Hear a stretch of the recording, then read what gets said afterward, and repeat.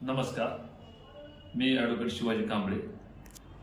आज या ठिकाणी गेल्या अनेक दिवसापासून चांभारगड पर्यटन तीर्थक्षेत्र क दर्जा मिळवण्यासाठी माननीय आमदार अबू आसिम आझमी साहेब व समाजवादी पार्टीचे प्रमुख महासचिव परवेज सिद्दीकी यांच्या माध्यमातून संपूर्ण महाराष्ट्रामध्ये आणि येणाऱ्या विधान भवनामध्ये याबद्दल प्रश्न मार्गी लावण्यासाठी सातत्याने काम चालू होतं।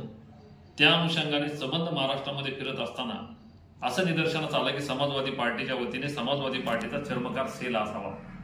या अनुषंगाने गेल्या 2 महिन्यापासून चर्चा चालू होती। त्या अनुषंगाने 6/10/2025 रोजी समाजवादी पार्टीचे मुख्य कार्यालय मुंबई या ठिकाणी माननीय आमदार अबू आझमी साहेबांनी व परवेज सिद्दीकी प्रमुख महासचिव यांच्या वतीने मला समाजवादी पार्टी चर्मकार सेलच्या प्रदेशाध्यक्षपदी नियुक्त केलं।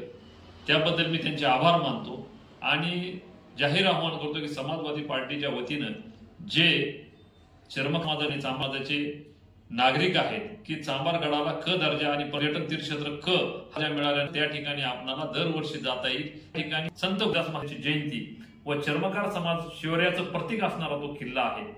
त्यामुळे संबंध महाराष्ट्रातील 36 जिल्ह्यामध्ये या माध्यमातून चर्मकार सेलच्या निवड करून येणाऱ्या 1/2/2026 रोजी चांभारगड या ठिकाणी संत गुरु रविदास महाराजांची जयंती साजरी करण्याचे मानस आहे।